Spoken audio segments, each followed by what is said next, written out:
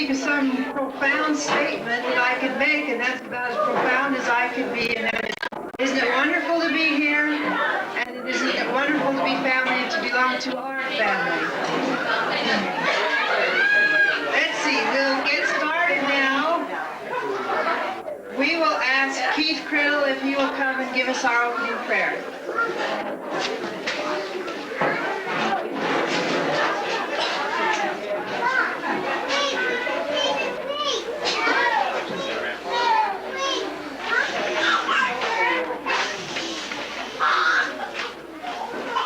Our Father in heaven, we come before Thee at the opening of this joyous and remembering celebration that we have.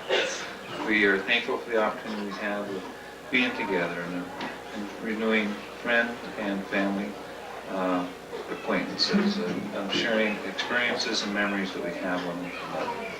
We thank Thee for the way that we were brought up, with the morals, the guidance that was given to us that brought us to this point in our life. We ask a blessing this time, Father, that we will always be able to remember who we are, that we will take strength in the fellowship that we have in the family and relationships that we have there. We ask Thee to bless those who are going to perform today, that Thy Spirit will be with them. And this we pray humbly in Thy Son, Jesus Christ. Amen. Amen. I have a few announcements. First of all, the restrooms are right behind us. I would like to express that we all miss Alda, and that our prayers are with her, and we think about her and love her very much. Max called me shortly after I sent out the announcements and told me that he would not be here, but his daughter Mary Farnsworth called me, and they feel really bad that they are not here, and they send their love and their best wishes. I also, just for your information, I did take the liberty and I called Robert Burnside and invited him to the reunion, since we're the closest thing to brothers and sisters that he has, but they're in the process of moving from California to Texas, so they are not here today, but I just wanted to pass that on. I want to thank Dale for providing and paying for the expenses for us to meet here at Donetta. And I want to thank all of my brothers and sisters for fulfilling the assignments. It was wonderful. I call them, oh, Carol, quit crying.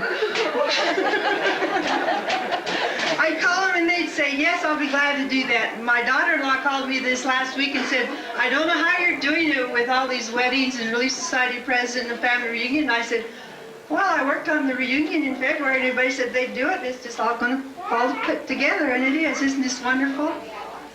But I do want to give a special thanks to my husband, Reed, for all the things that he did. And I just want to say right now that I have a surprise for you. It's in this box right here, and I'm so excited I can hardly contain myself. And every time I think about it, I start crying. Because of the work that Reed and I have put into preparing this, he did not get his life story done. So he's going to get it done in the months to come, and we will send it to you later. So I just want to thank him for all that he's done to help me. Thank you.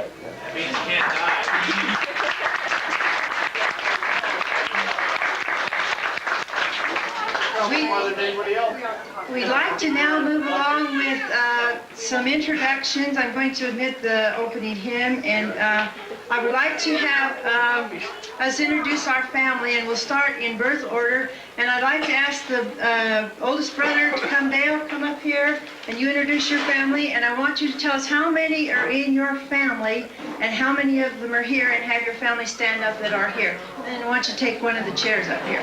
And then we'll go to Melvin and on down the line. Yes, everybody that's family. Yeah. Come here, you get the phone. You get this. You get the microphone. And thanks to Paul, I had wondered what we were going to do so everybody could hear, and he just showed up with it. Thank you.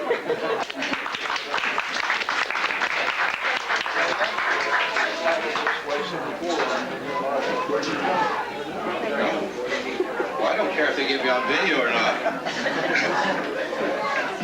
My oldest son, James, isn't here. He has 3 boys. My second son, Paul, and his wife, Sandra, will you please stand? And your children. They have 7 children.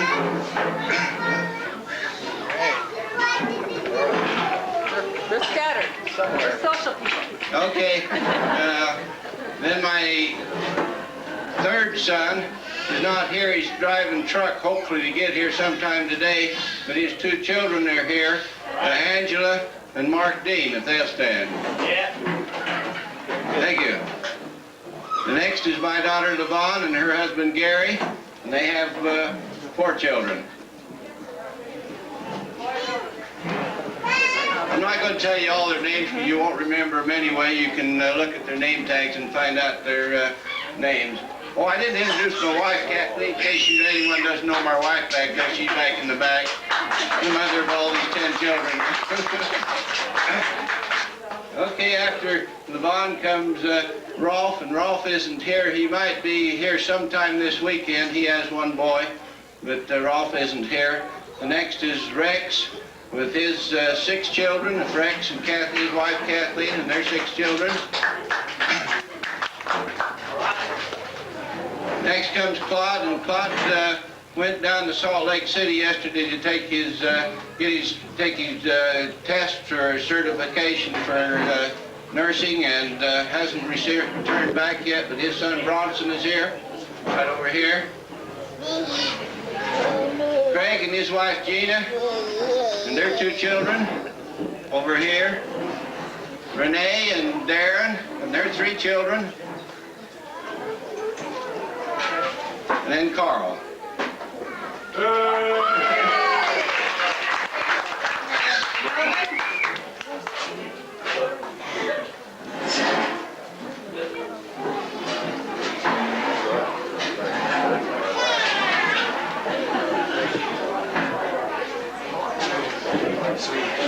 Well, we had 45 in our family. We got 44 now. There are 14 of them that aren't here. Our oldest son, Michael, stand up, him and his family.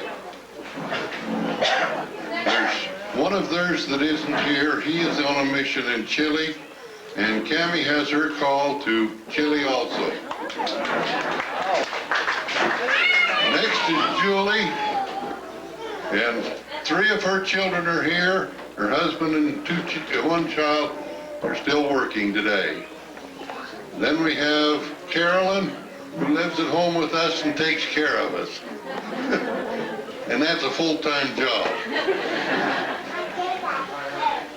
Then we have Ronald, who isn't here. He's working in Denver. Then we have Kent and his daughter.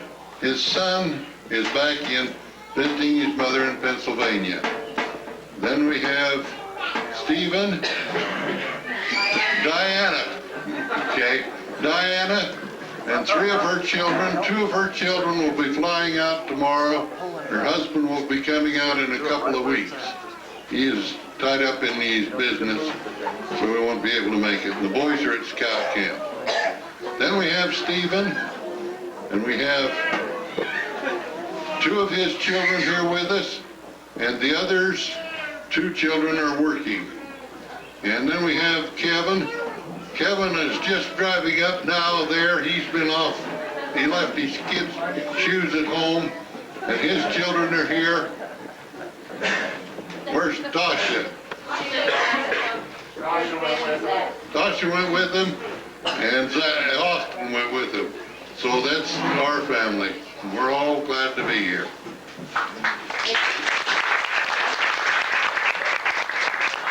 Let's see for Max then. Does anybody know how many there are in his family? 12? Okay. So we'll go on. We're taking an account. We want to know how many's in the James Criddle family. So my family is next. Jay is here with his daughter Chelsea. His wife had to fly back with the other daughter Lindsay yesterday. I want to tell you something. Last Saturday, heaven and earth met for my family. All of my children and my son and daughters-in-law were in the temple for Brent's wedding.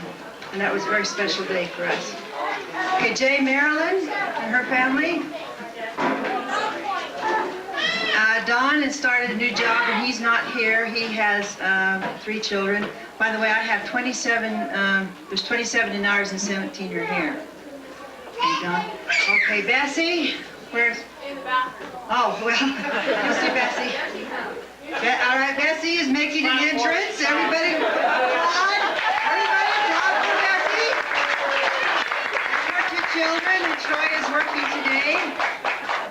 Serves you right, Bessie. Brad is the newlywed, and he and his wife are still honeymooning. Ruth and her family.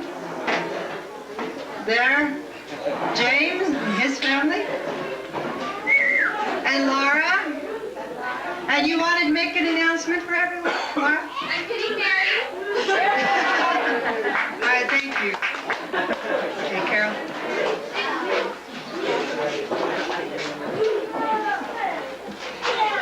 We have 27. Can't remember without the prop. That's right. We have 27 in our family, and there's supposed to be 19 here, but 5 aren't here yet, so I don't know where they are. David, our oldest, lives in Arizona, and he has 4 children, but his oldest son is here with us. Daniel? He's visiting with Grandma and Grandpa's in Utah for the summer. Then John's going to go back and spend some time in Arizona. Mark and his wife and 2 children live in Logan. And Mary and David are supposed to be here, and I don't know where they are. They just moved out of their apartment in Provo yesterday, but they stayed in Ogden last night with Ruth Ann and Jake, so sometime they're going to get here. Then Elizabeth and Darren and their 2 children, and then little Joshua got the red hair. Then Shalene's right here. Hi. She's been wanting to talk. Then Ruth Ann and Jake live in Ogden. They have 1 little girl. And Esther and Jeff are back in New Jersey right now, so they won't be able to be here. And then we have 4 live at home, except Sarah's living in West Yellowstone this summer, so she can't be here. But Rebecca is starring in the Lyric Theater this summer in Logan, so if you get to Logan, come and see one of her plays. And Joseph and John. And I have a picture so that you can see the ones that aren't here. Where's Stephanie?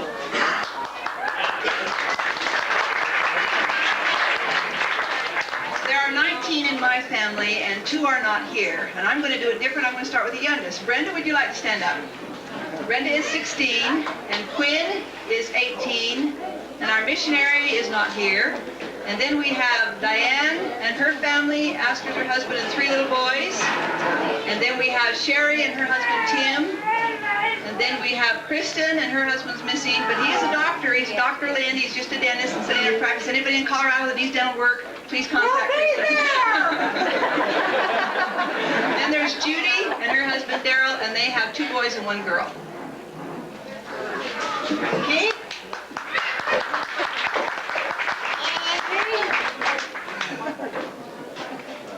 That's your nerve. We'll change you with this. You sit here first. He's cocky. He can do it.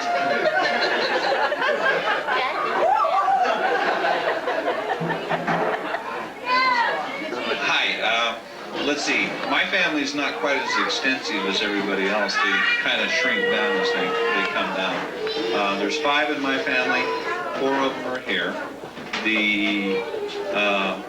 My wife, Carol Lee. My youngest son, Preston. My middle son, Brian. The cat hasn't got him yet. And Curtis is not here. He's in Uruguay on a mission.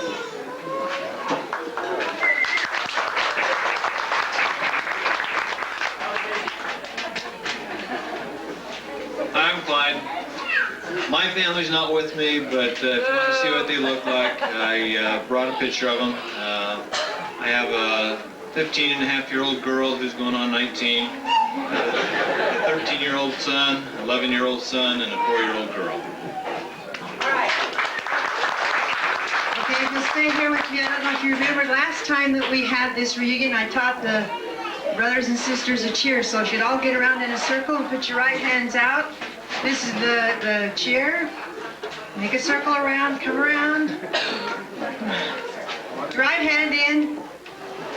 Okay, you kind of curve, and then you put it down, you kind of come back and you say, sure love you, bring it up, okay? Sure love you. Okay, now we're going to sing the Criddle Family song, and these guys are going to help me with that. If you don't remember it, it's to the tune of A Small World. Okay, and I will start with, stand up, everybody join in singing this song. Okay, no, I don't have the words, just follow me, and there are people that know it. Come if you don't know it, okay, okay. We are all these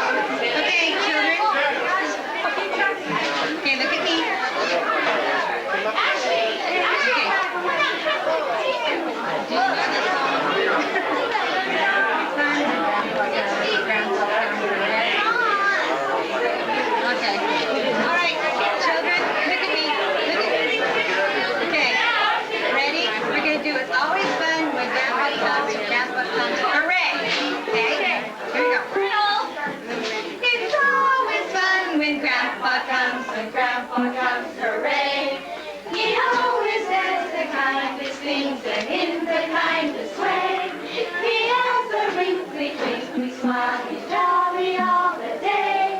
It's always fun for everyone when Grandpa comes. It's always fun when Grandma comes. When Grandma comes, hooray. She always says the kindest things and in the kindest way. She has a wrinkly, twinkly smile. She's jolly all the day. It's always fun for everyone when Grandma comes. Thank you. Now you go back with your bag. All right, now Carol, if you would come up.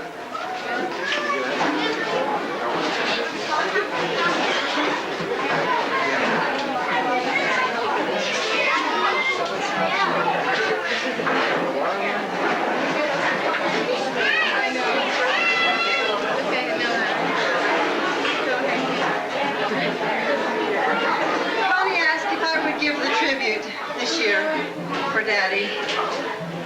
Perhaps at this stage of my life, I'm more able to assess the stature of our father and more fully appreciate the impact of his sterling example in my life.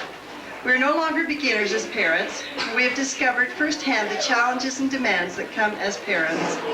How in the world do people with less of a noble parental example meet these challenges? Among the countless decisions and struggles of adult life, it is wonderful to be able to retreat in one's memory to childhood memories and to take confidence and direction from an example that constantly suggests to one's mind, this is the way you should think and feel and act, because this is the way it was done in the home of your childhood. How grateful I am not to have to forget uncomfortable childhood memories, but rather to relish memories of wonderful, happy days. For this, I am indebted to you, Daddy. I still remember the loving tribute that Connie gave 5 years ago.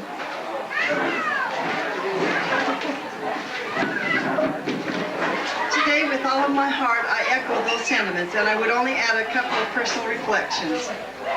The qualities that come to mind when I think of the character and example of our father are humility, generosity, firmness in devotion to God and his covenants, tenderness in his ability to love others, initiative and industriousness, and finally an unusual capacity for quiet leadership as well as an incredible sense of personal responsibility.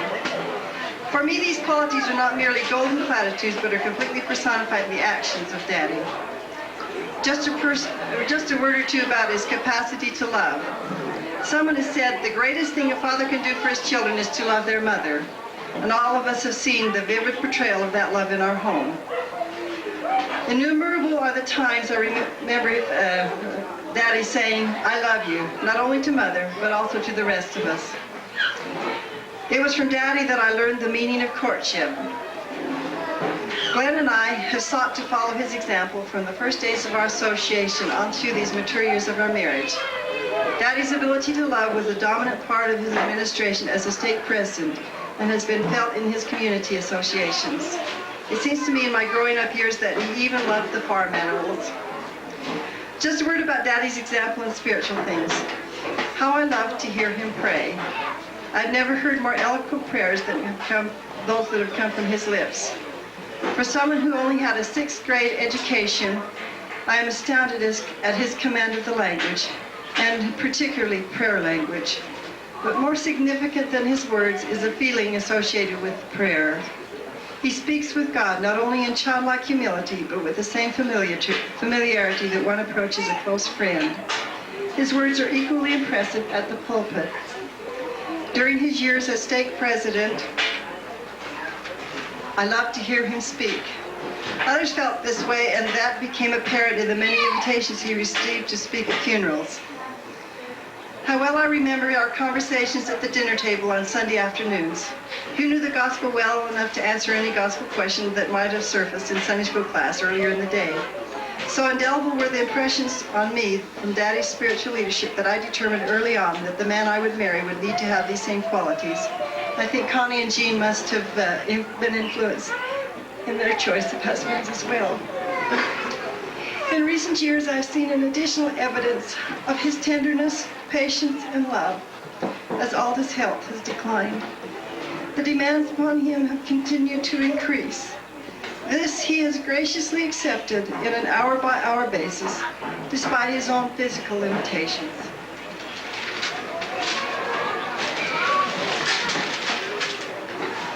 On one occasion when I was visiting for the weekend, Alda fell as I was standing near her, but you couldn't catch her soon enough.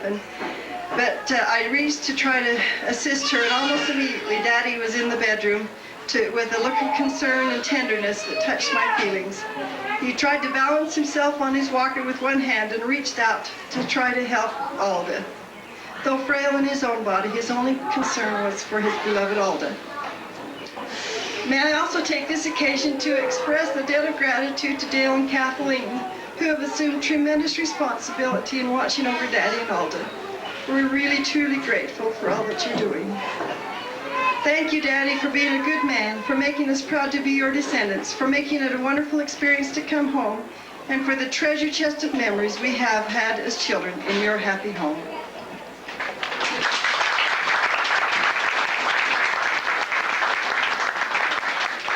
Thank you, Carol. That was beautiful. This is a little sideline. I don't know if you grandchildren or great-grandchildren know that as a little girl, Daddy called me his sweetheart. And when I go home, I'm still his sweetheart. And that's very special to me. And I was Sunshine. And you were Sweetheart, Sunshine, and Tulip. Who's trouble?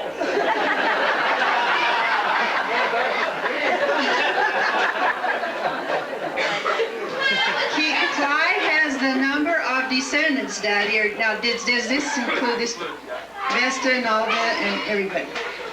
Daddy, you have 188 descendants in your whole family. Let's give you a round of applause for that.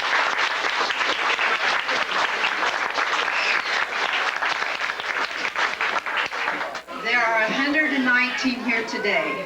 That's wonderful! Now, Daddy has something that he would like to share with us. Daddy, do you want to stay? You can just stay there and they can hear you. All right.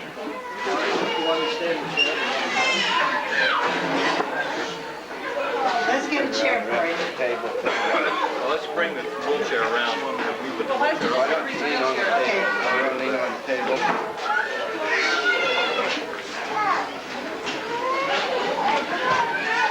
Okay. I'll hold it. I hope I can control my feeling. This is my greatest accomplishment. My posterity. The first commandment that was given to Adam and Eve and it was placed in the Garden of Eden was to multiply and replenish the earth.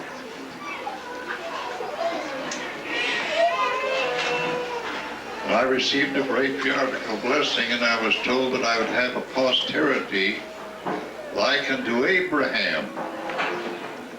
The only difference is Abraham started before I did. But I want to tell you that I am proud of you. He was 100, wasn't he? I've been asked to tell a missionary story. I don't know of a greater mission story that I could tell than to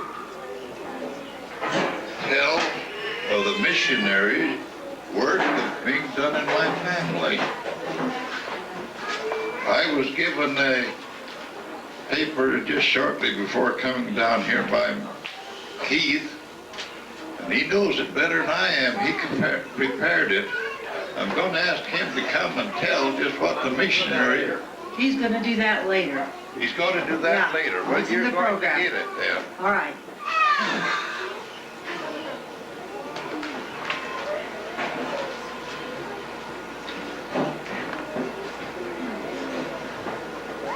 You know, when a man gets to be 95 years old and better, you know, he's a little slow in thinking.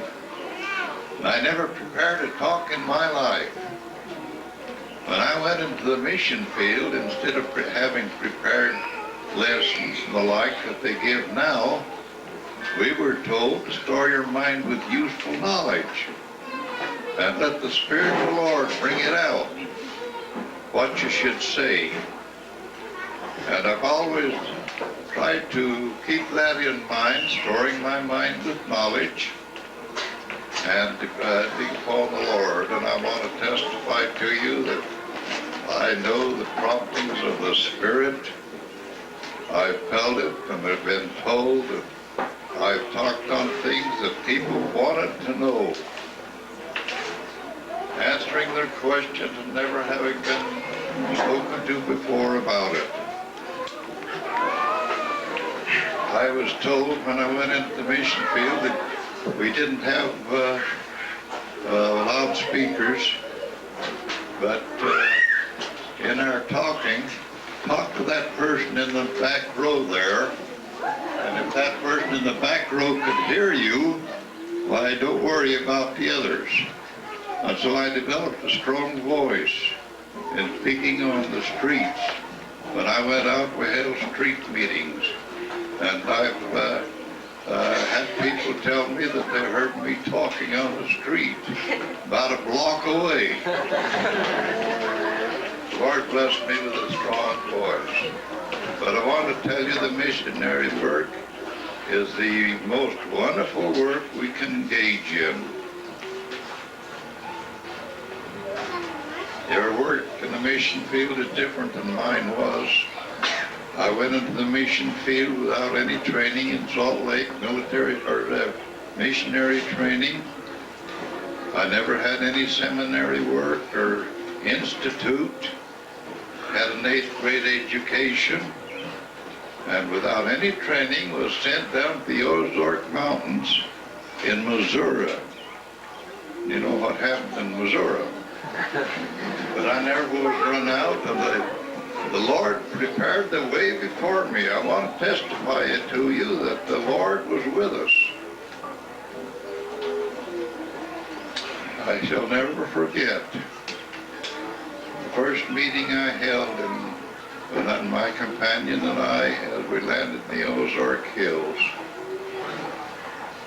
A fair crowd came out to listen to us. It was in one-room schoolhouse. That's all they had down there, was one-room schoolhouse in those days. We got permission to hold a meeting, and my companion got up and conducted the meeting, told everything he knew, and then called on me to talk. Our meeting lasted about 45 minutes, singing and all. Of course, nobody knew what the songs we were singing. After that meeting, I told my companion I don't want to hold any more meetings till we get something to say. And I want to tell you that we studied in the next 2 or 3 weeks, and the Lord gave us utterance. And we started holding meetings. And before that winter was out, we held 4 meetings and any 2 missionaries in the district. I want to tell you that not only did the Lord bless us, give us utterance, but I witnessed things in the mission field. The tears come to my eyes when I think of it. I've seen the sick instantly healed. I know the power of the priesthood.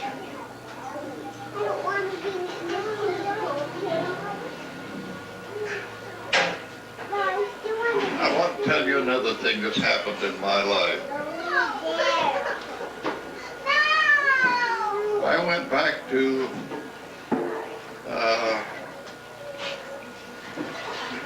I went back to get a car in 1950. And we went on to Palmyra. We landed there Sunday morning, and it was Fast Sunday. We attended church. And I got up and bore my testimony.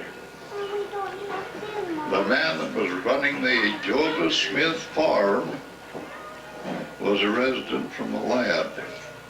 He operated the farm and invited us to come home with him. and have dinner. After we had dinner, he told us where the sacred grove was. It's not quite a quarter of a mile distant. My wife and I walked to the sacred grove along the rail fence.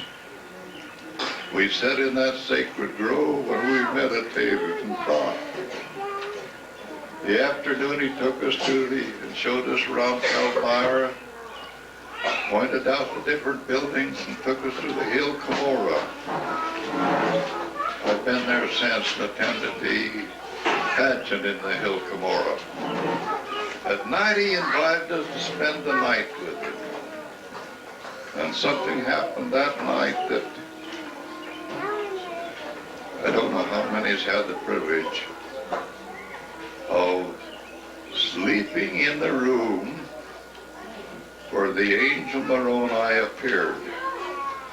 I slept in that room with my wife. I've had wonderful experiences in my life. I'm quoting President Boyd K. Packer when I make this statement. There'll never be another state president serve as long as I had served.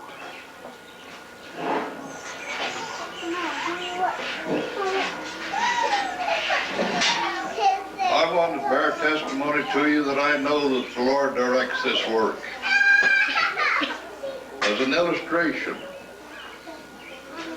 we had a problem come up in our stake, and we as the stake presidency and high council, we discussed the problem for a number of times. Weeks went by, and months went by, and one night we was in our stake presidency meeting till 12 o'clock at night. We didn't come to a unity of faith and understanding. And my second counselor made this statement. I propose that we come back next week at our regular meeting, fasting and praying that we'll have understanding. I fasted that day. I rode the tractor all day. Night was coming on, the time for a meeting. And I asked myself a question. Am I going to that meeting tonight, being the stake president, and we haven't got an answer for the problem? And I stopped the tractor. I knelt by the side of that tractor and I talked with the Lord. When you get to the mission field, traveling without purse or without script, not knowing where your meal's coming from or where you're going to spend the night, you learn to talk to the Lord, and I talked to him. Told him our problem. I got on that tractor and started off, and it came to me as plain as words could speak it. The answer to the prayer. I picked up my first counselor as we went to the meeting, and I said, "Have you got the answer?" He says, "I want to hear what you say first." I told him, he says, "You've got the answer." Second counselor came in and I asked him, "Elder Kamick, have you got the answer for our problem?" He says, "Yes, and I've got to take back everything that I've said." The high council came and met, and it wasn't 5 minutes in solving that problem. We were united. The Lord directs this work. He stands at the head of it. We don't choose the men who preside over us, and we don't aspire to those positions. The Lord directs us. It is the church of Jesus Christ. And through his prophet, through revelation, is directed. We can receive revelation and prophet, inspiration, each one of us. We're only a prayer away from the Lord. And I want to bear you my testimony that I know the Lord has directed me. I'm reminded of a statement that was made by Elder LeGrand Richards. The older ones of you will remember LeGrand Richards. He's one of the most inspiring speakers we've had in the church. And one time after delivering a wonderful discourse, a man came to me who had millions and made this statement: I give all that I have if I could just have had your experience. Brother Richard says, I wouldn't trade with you. When you leave here, you're going to leave it all behind. And when I go, I'm going to take it all with me. My family is my greatest riches. And I don't want to take all the way honor myself. The Lord blessed me with a wonderful companions. I've always been learned to pray, and I prayed about it before I ever chose my companions. And I want to tell you, the Lord answered those prayers, and it's reflected in the lives of you, my posterity. My wife, Bessie, Connie's mother, had never received a patriarchal blessing after we were married.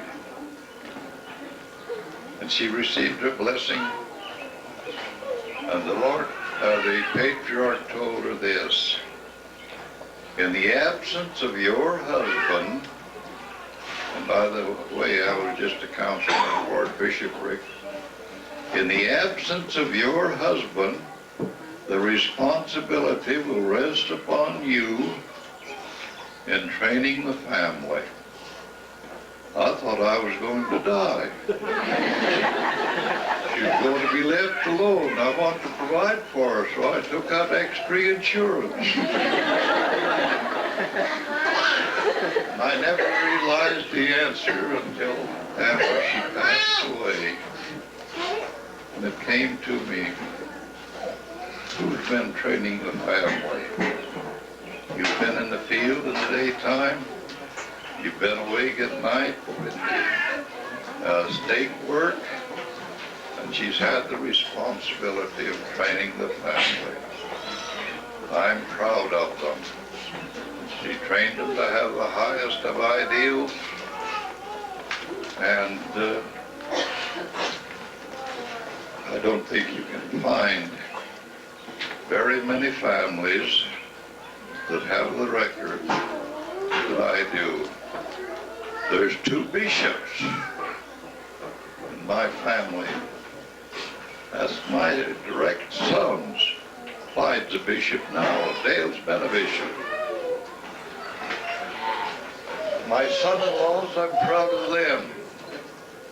2 of them have been bishops. One of them's been a mission president over in Germany, and he's been in 3 different stake presidencies, and now he's teaching in the Institute.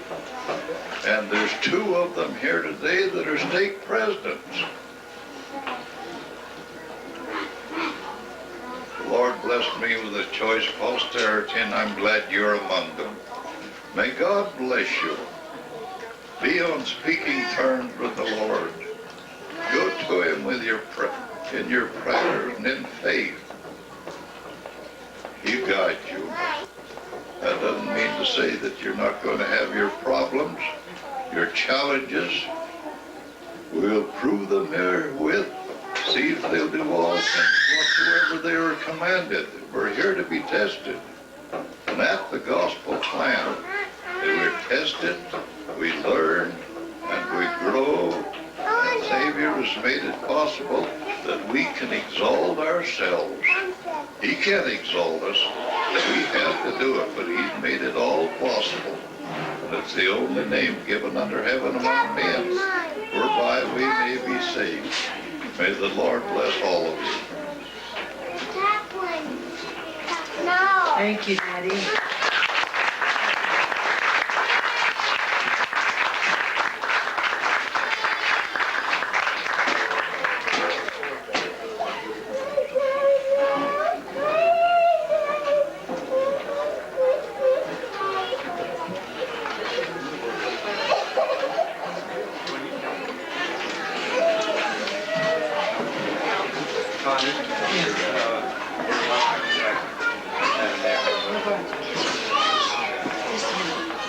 Daddy, that our prayer is that we can bring honor to your name. We thank you.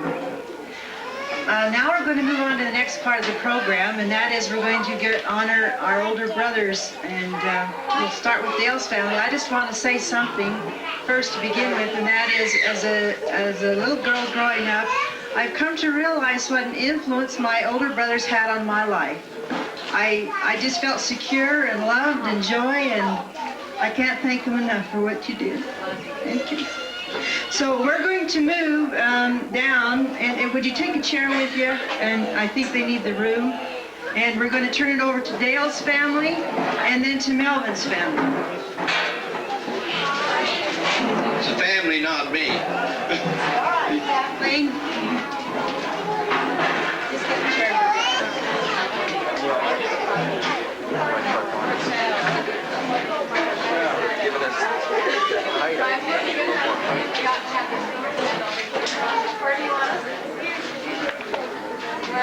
We're just waiting for Stephanie.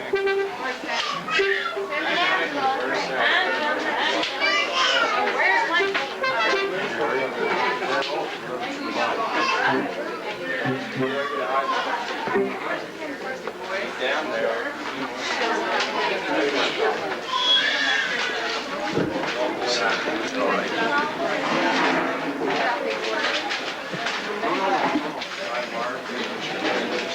Okay.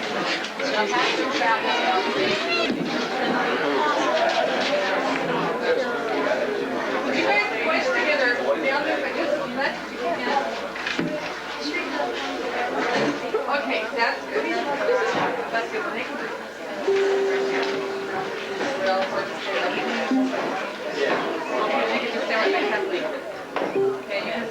I just wanted to say we didn't know exactly what was expected, but it was suggested being that it's the 50th year of the anniversary of the ending of the war, and World War II.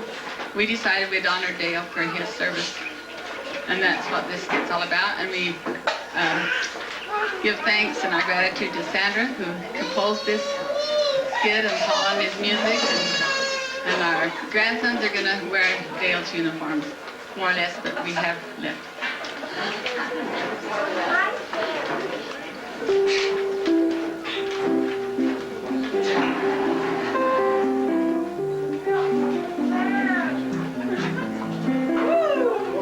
This year, our country celebrates the 50th anniversary of the end of World War II. The Criddle family patriotism was represented in this battle for freedom by Dale Criddle, who was then a young Idaho farm boy. Far from home, he found himself thrust into an unfamiliar world of physical endurance and second-rate food as he prepared himself for the rigors of war. Only 19 years old, that is how the story told when our hero went into the war. 14 miles with a pack, push-ups, 700 dash, strong and ready to fight in the war. For the fruit like John, brother, Mount Circlet war, against the king and crossing the wall. But he was wrong, all right to the Ewood crew. When our hero went into the war, when our hero went into the war.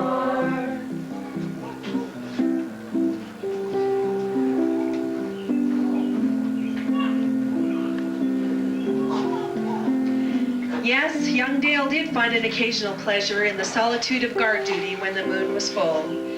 Perhaps he would gaze at the moon, dreaming of a beautiful blonde-haired senorita who would make his fondest dreams come true. However, the sounding of the 5 a.m. bugle would shake him to reality.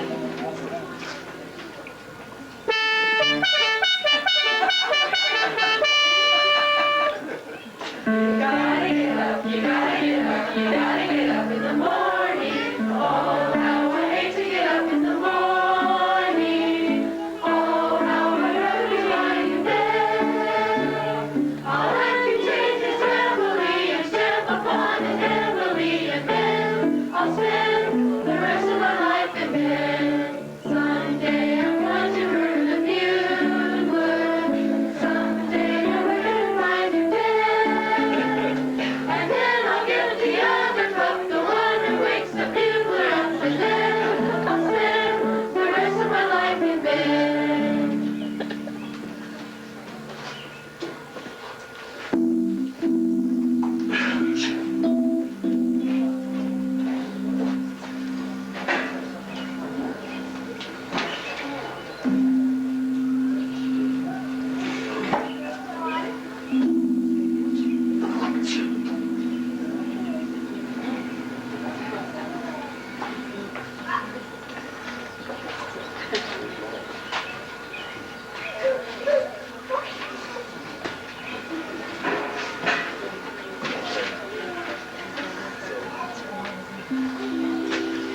The battle training ended. The young soldiers had, out of necessity, been taught to hate the enemy and to be willing to kill to preserve freedom. After a wild ride on the ocean, in which Dale felt like he was on a giant swing, and a train ride through France, he finally arrived in Germany, assigned to a tank division. Because of his hard work and desire to excel, he had become a good marksman, and so was assigned to be the gunner on his tank.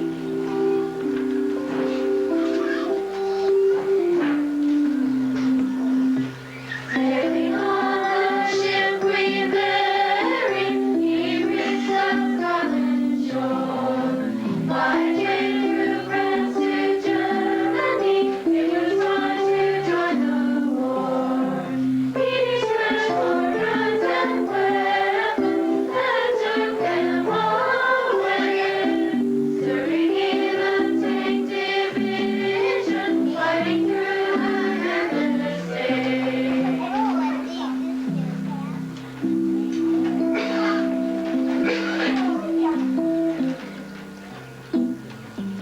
The physical hardships of war proved great. Poor food, conditions in the hot and stuffy tank, and difficulty in sleeping plagued the soldiers. Dale, however, tried to make the best of every situation. While his companions sought comfort through worldly means, Dale did not follow the crowd. He drank the much-dreaded warm powdered milk instead of accepting coffee, and traded his cigarette rations for candy bars. Though he faced many temptations, he stayed true to the teachings of his parents. He set an example of righteousness not only for his fellow soldiers, but also for his younger brothers and sisters, and later his children and grandchildren.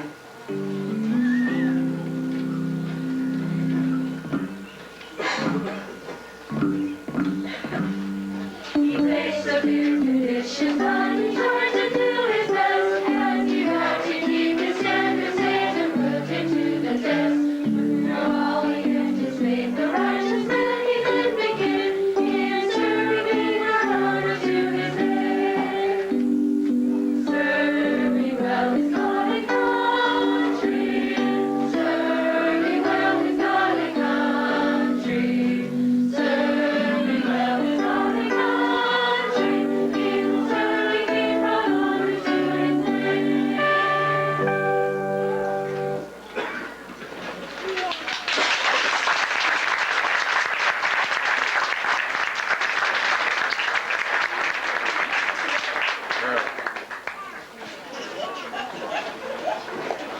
Okay.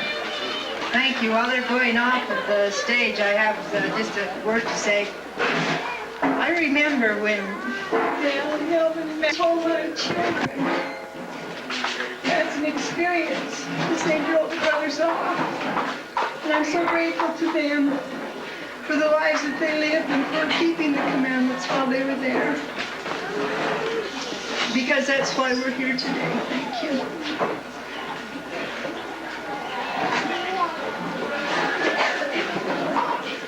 I love you. Stand up, Dale. Let's give him a round of applause.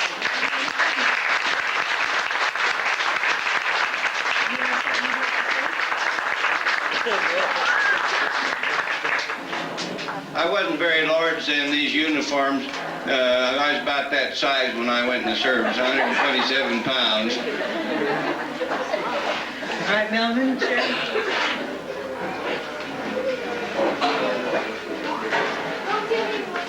I didn't know what they expected either, and we've gone in the exact opposite direction.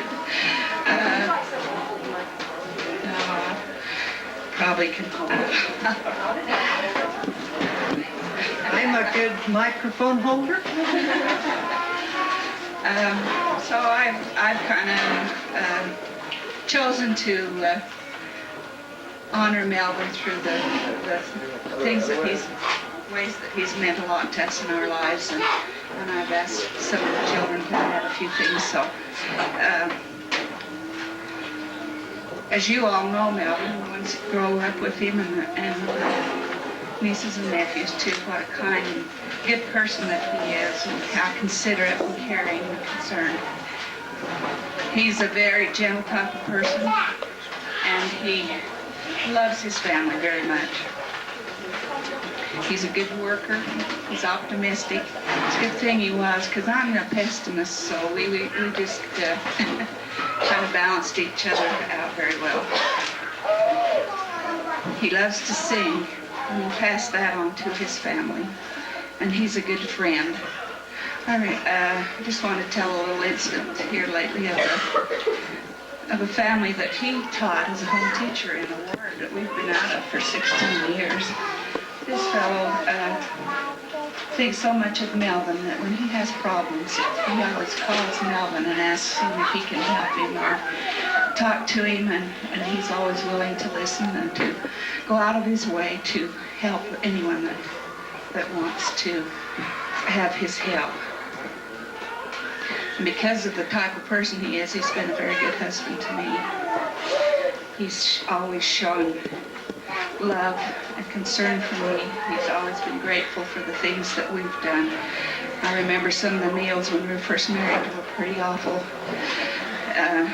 Even I couldn't eat them, but he always said, they're good, great, I appreciate it.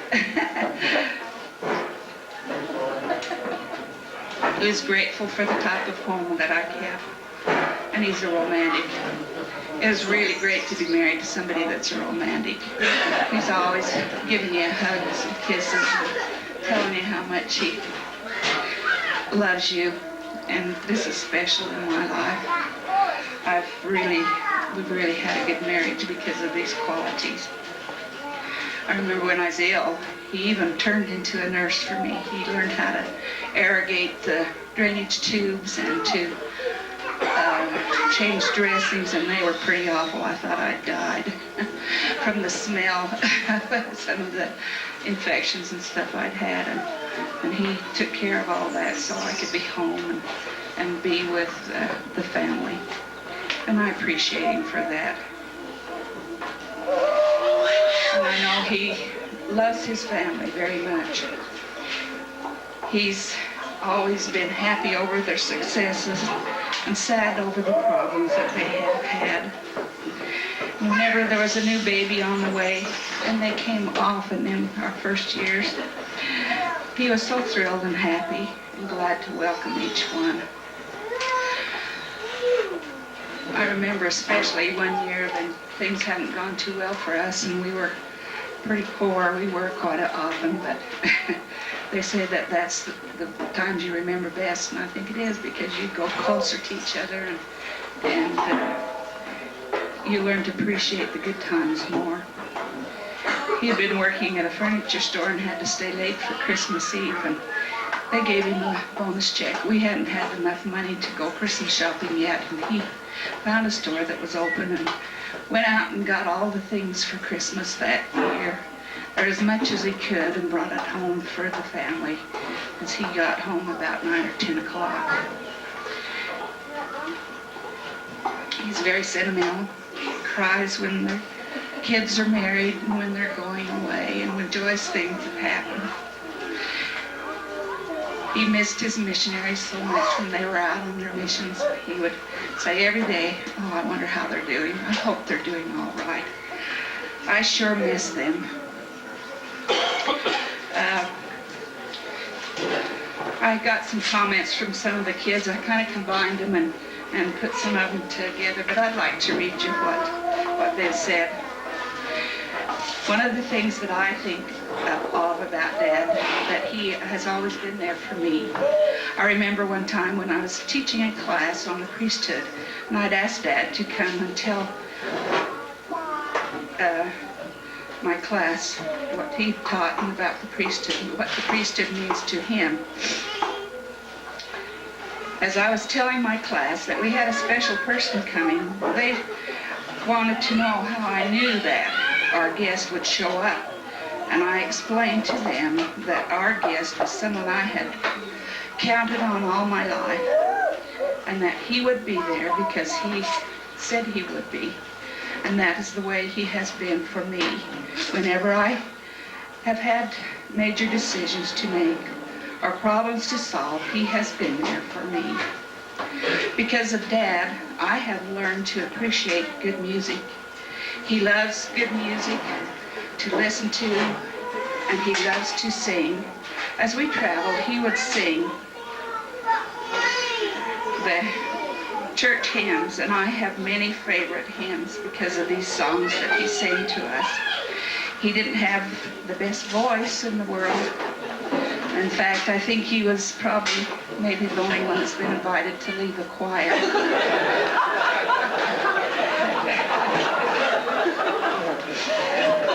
But his enthusiasm made up for that.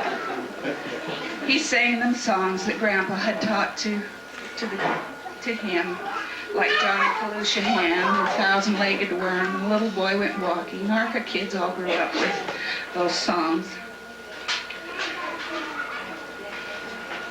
The example he has set for me has made me a better person. My appreciation, understanding, and testimony of the gospel has come to me because of your teaching and example and your desire to serve in the church. And also my desire to serve on a mission, and the desire of the grandchildren has been because of your good example.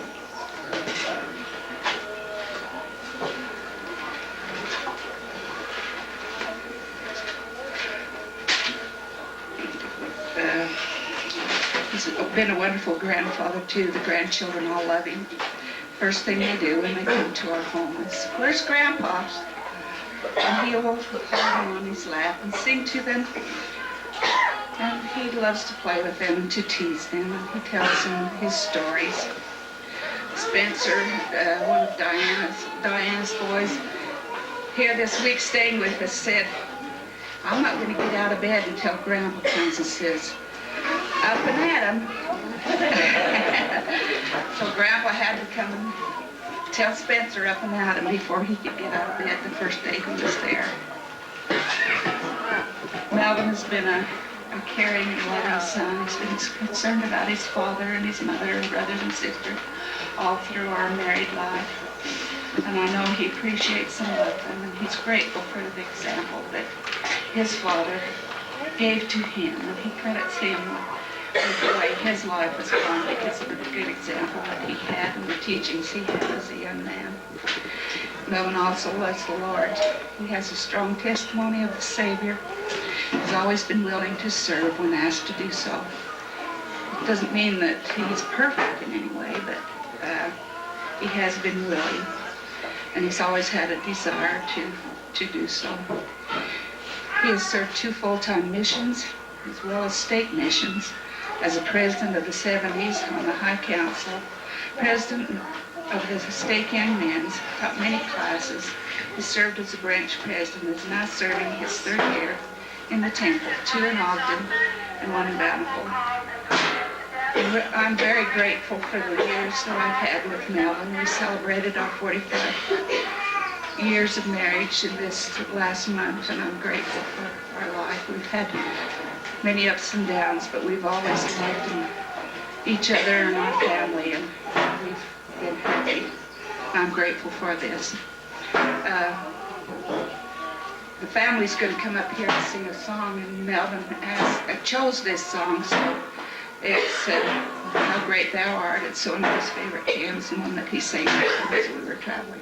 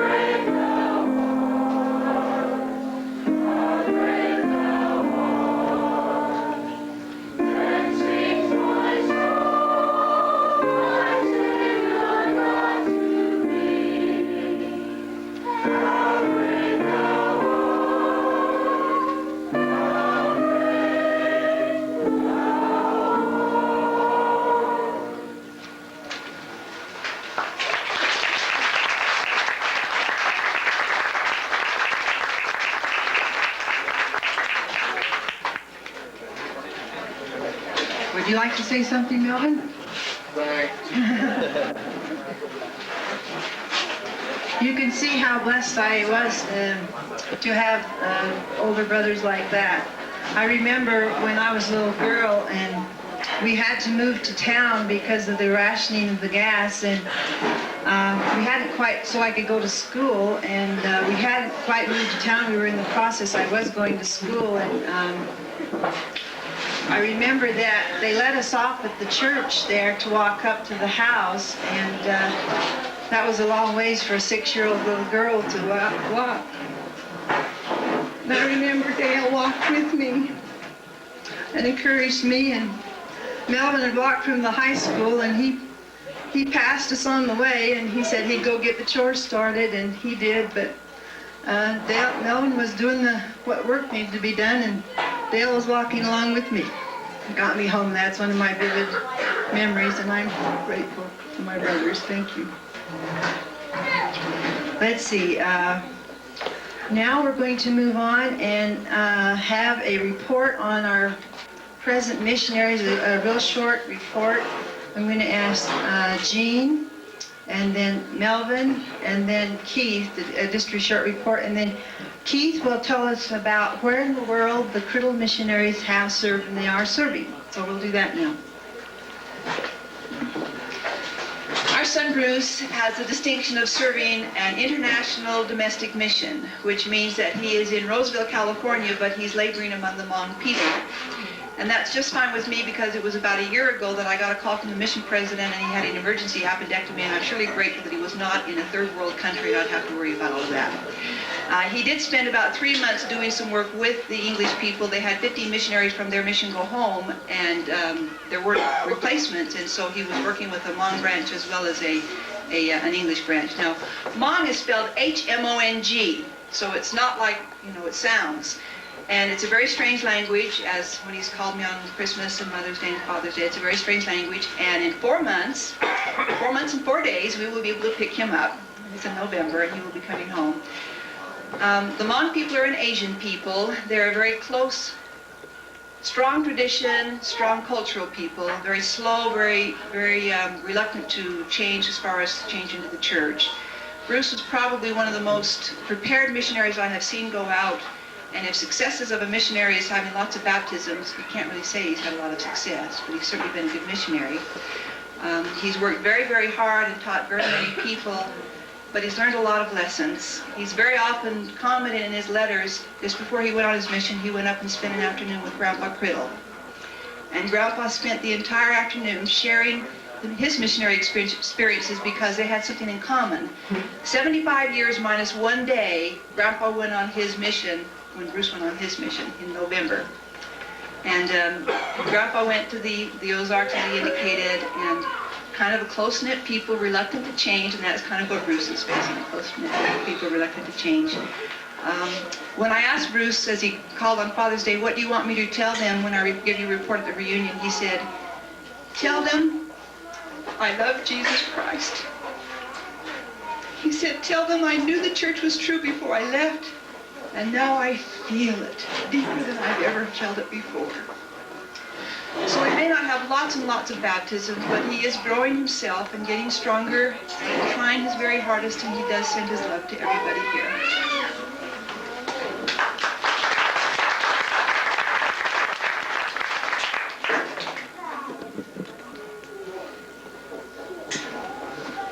Well, I'm the one that's got the grandkids on missions. Mike is serving in the Chile Santiago South Mission. West today. West today. It got changed. He got moved. While he was, after he got his call and while he got down there, he got changed to a different mission. Before he went on his mission, he was privileged to go with his father to come up one day when we were in Downey. And this picture was taken, which is 4 generations of missionaries. And we're very proud of him and his missionary service. We also have his sister, who has her call, got it Wednesday. Stand up, Cammie. We're proud of you. She is also going to Chile. It's the Osorno mission, and they're about 500 miles apart. So they will both be in Chile for the next year and a half. So I wanted to say and tell Dad, when Mike flew out on his mission, we went to the airport to see him off. And he said, tell Grandpa that he blessed me that I had learned the language. He says, I know the discussions completely in Spanish, leaving the MTC. So, Dad, the blessing came true in the fact of what you told him would happen. And he knows it for a fact that he was blessed. And he feels the spirit of this group. And I know that he is doing a terrific work down there. We haven't heard anything from him because he is only just barely. He flew out of Salt Lake on the 29th of May.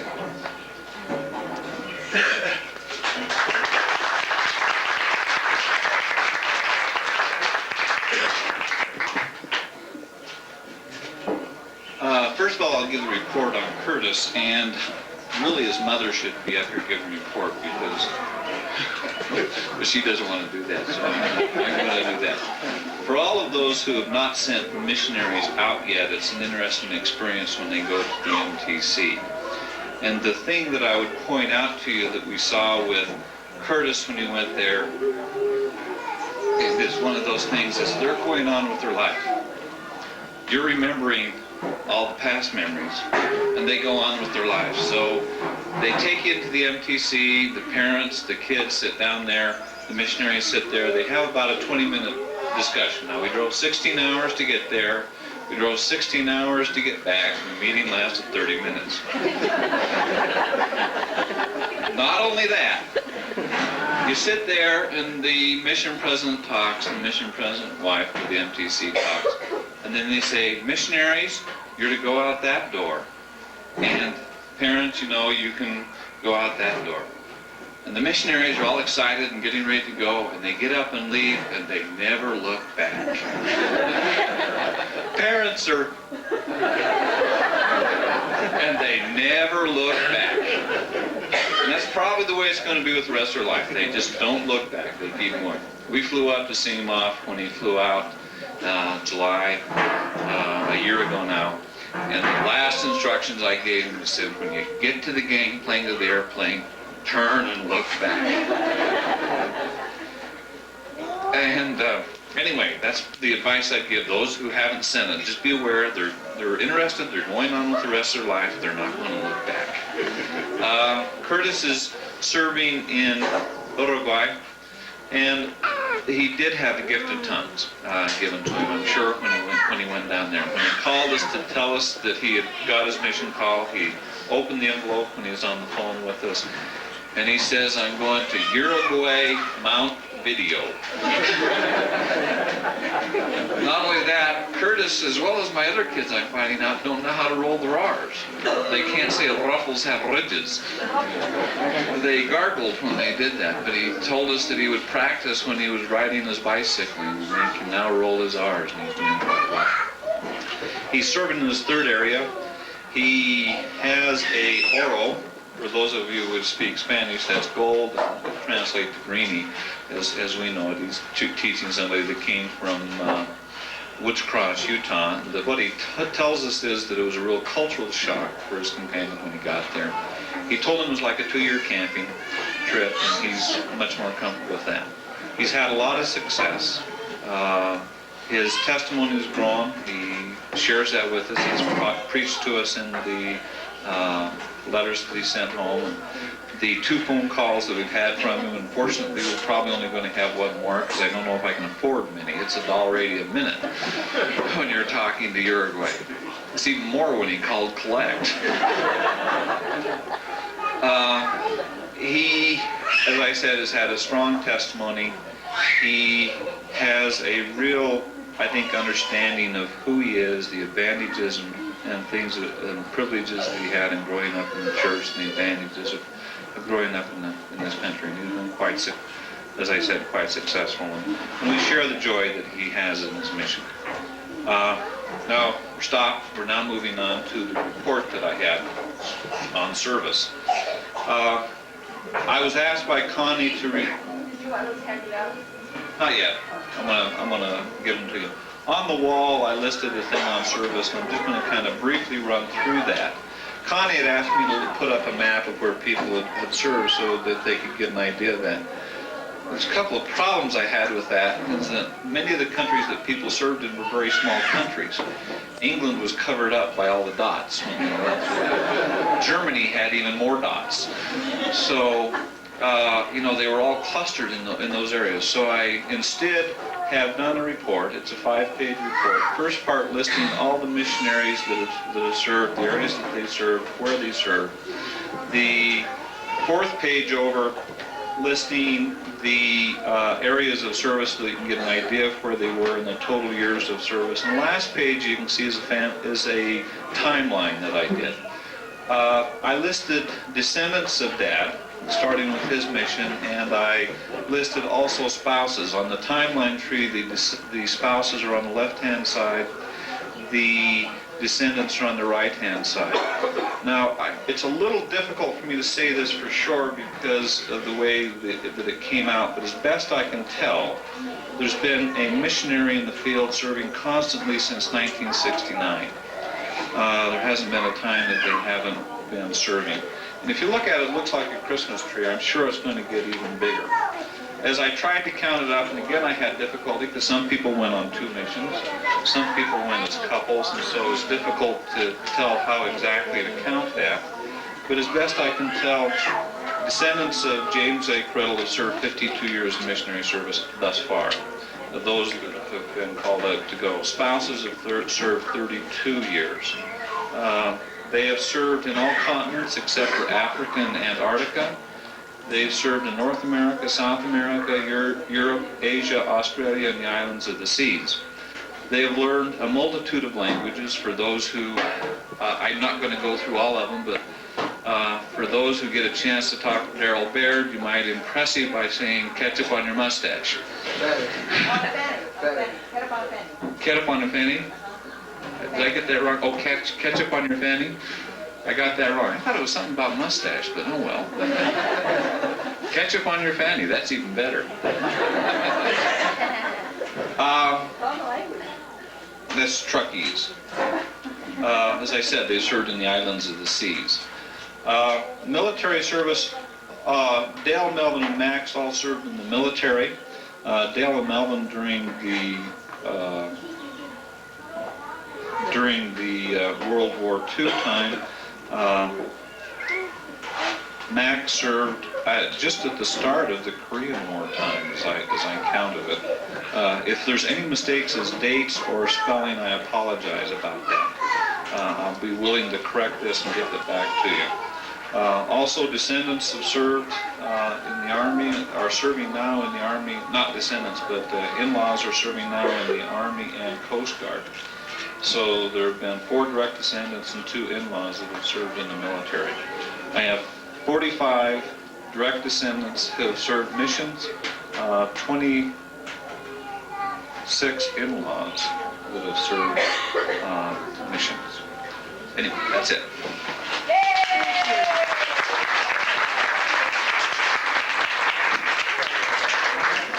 That's a very impressive report, and thank you. I like the format that you did it, Keith. Now, Clyde, what do you want to do in handing out the family group sheets? Do you want to do it now, or do you want to do it after, or what do you want? I think because I'm the youngest, they figure I'm going to be around the longest. I was nominated to be the family historian or to keep the genealogy records. So it goes downhill, I guess. What I have, and it's amazing I can call the fathers to anybody, and I have the most paper to bring with me. In fact, Jean sent me all her spouse's history to bring with me from Texas. This is a wonderful history. Why do I have full copies?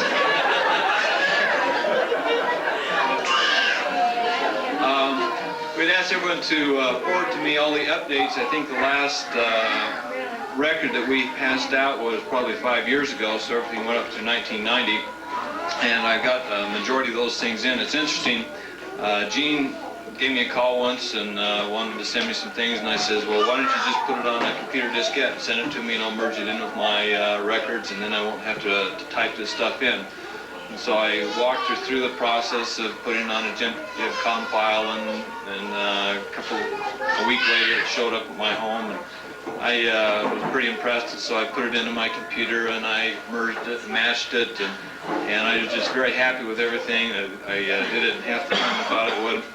And so I started printing out reports, and all of a sudden I found that Randall Vera Dinsley is married to Bessie Jensen. So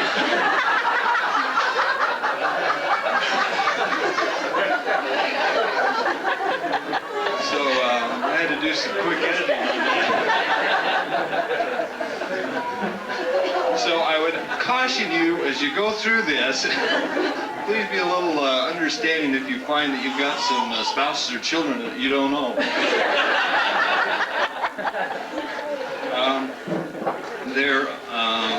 I have copies for the direct descendants. I've got about 12 copies with me. I'm going to keep one, and I know that there's some great-grandchildren that are not on the list. If you'd pass that information to me, I will keep that record, and I'll let the direct descendants make copies for everyone else, because I got tired carrying these through the airport. Thank you.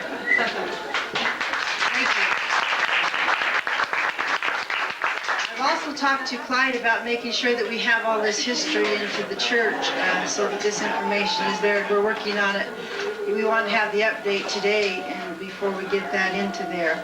I think what we'll do, the history of the spouses, why don't I just leave that responsibility on you to get them out to the people that they need to get them out to, all right? All right, now Reed, will you come and help me?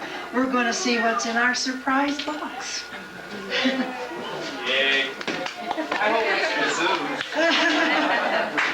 We're going to let Grandpa help open this. And I cry all the time, so Reed's going to have to take over.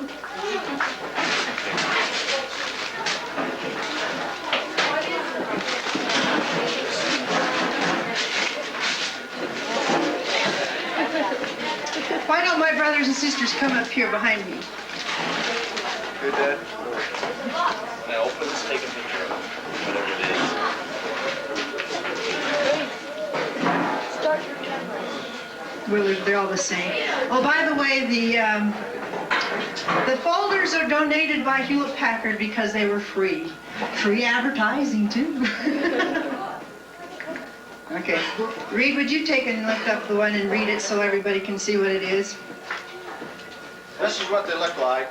Okay, and you read the preface that I wrote. Yeah, I'll hold it for you. The following stories tell of the... I'm shaking. Here, I'll do it. The following stories tell of the conversion of our ancestors to the Church of Jesus Christ of Latter-day Saints. Each is a portion of their history and not meant to be a complete documentary of their life. Each story is written by a direct descendant in their own language. I have copied the original manuscript in an attempt to convey the story in the words of the author. Only punctuation and minor grammatical errors have been corrected in some parts of the document to clarify the meaning. Some notes have been added in parentheses to link the story with a recent descendant that most people know.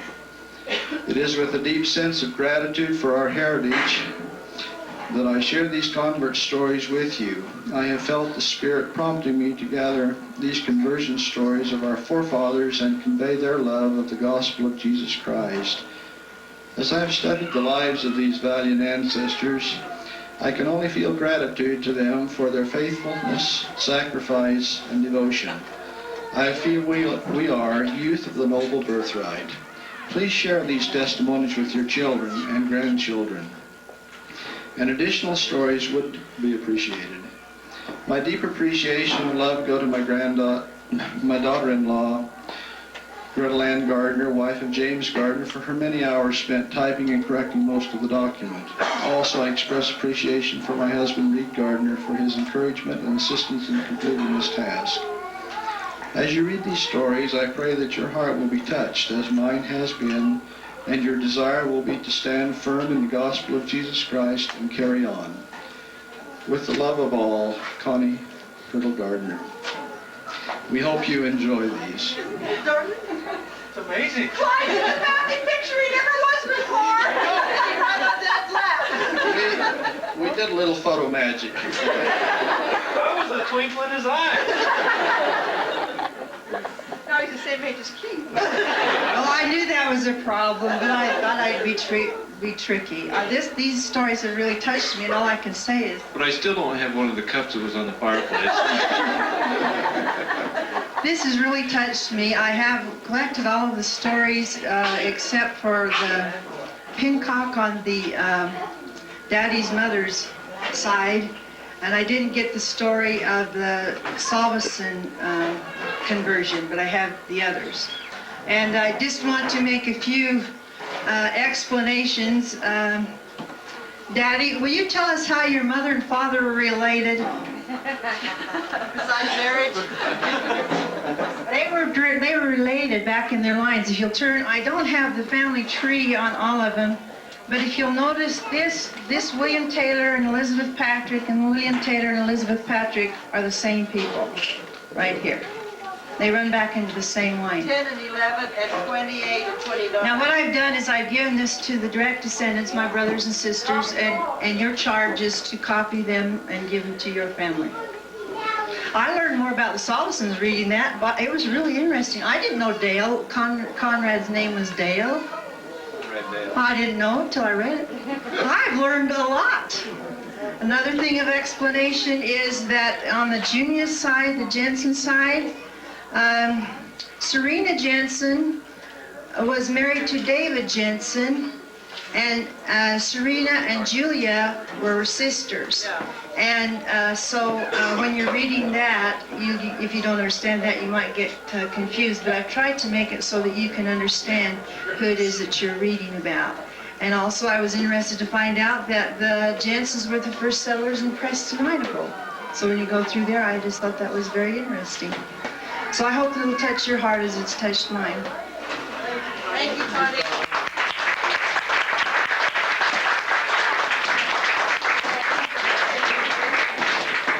I was just going to say, I have about 40-some copies of the missionary service, missionary and military service thing for those who would like them. I'm going to take enough to give them to all the siblings, and then the rest is first come, first served. Thank you. Nobody's to get hurt. Marilyn has it. Do you want to do that, Clyde? Well, You do it. You're delegated to. okay.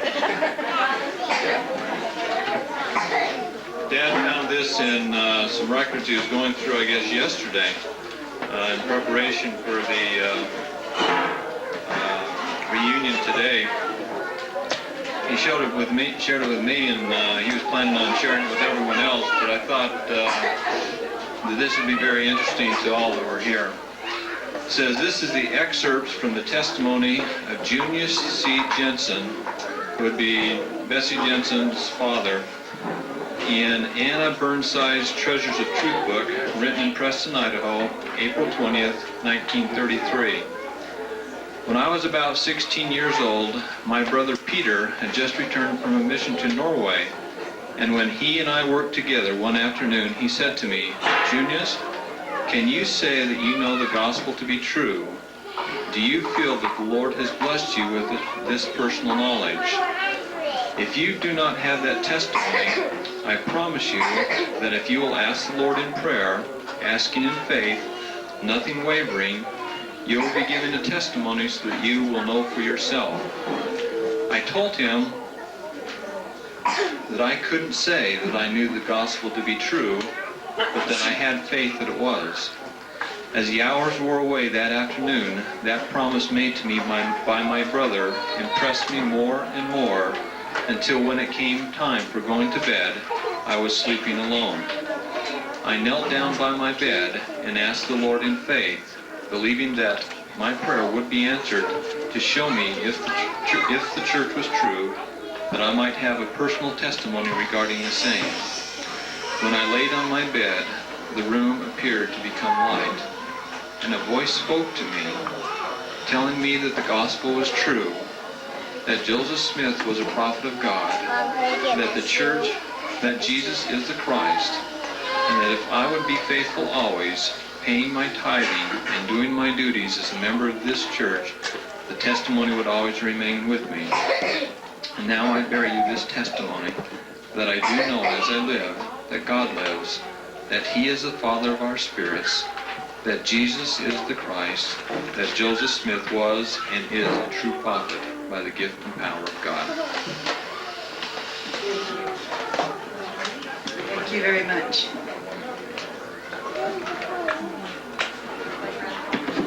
When we were in the temple last Saturday, the temple president had a look at one wall where the mirrors are and said, now those are the descendants where you've come from, and turn around and look at the other side, and those are the ones that you're going to have. And this is just a great big get-together of family, and I just want you to know we all love you and appreciate you. I've been trying to figure out, ever since I was put in chairman of this reunion, how I got to be chairman. Can't figure out how to get the next one. So I guess we'll just have some nominations, and I'd like to nominate Melvin. I think that's what happened to me. All in favor? Any opposed? Unanimous. All right, Melvin, I've never seen you speechless too many times. Was that a yes or a no? I guess if my family will help me. I oppose. All right, it's up to you. All right. All right, now I think I just want to announce that we have a meal over here. I'm going to let Reed explain that in a few minutes. They'll be visiting. I kind of like to have some photographs afterwards. And then we'll have Clyde say the closing prayer. Oh, let's have the closing prayer first, and then Reed will explain the meal. Okay.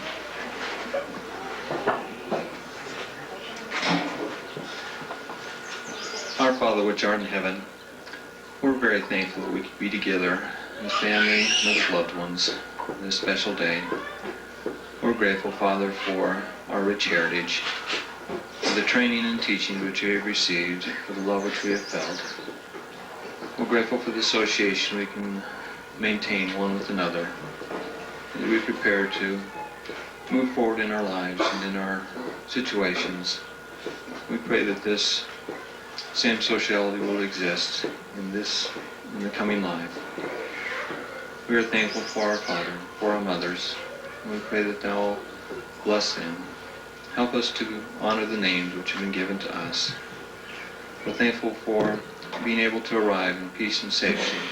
We remember those who are not able to be with us at this time.